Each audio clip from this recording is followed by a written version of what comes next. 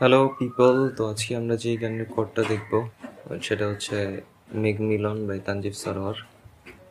তো প্রথমে বলে নিই, আমার গিটারটা এক স্টেপ ডাউন টিউনিং করা আছে, মানে ডি শার্পে টিউনিং করা আছে।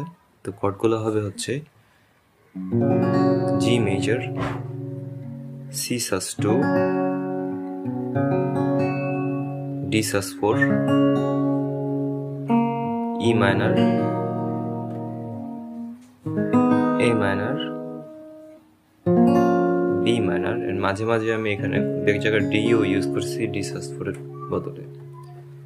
তো আমি একটু দেখাই গানটা।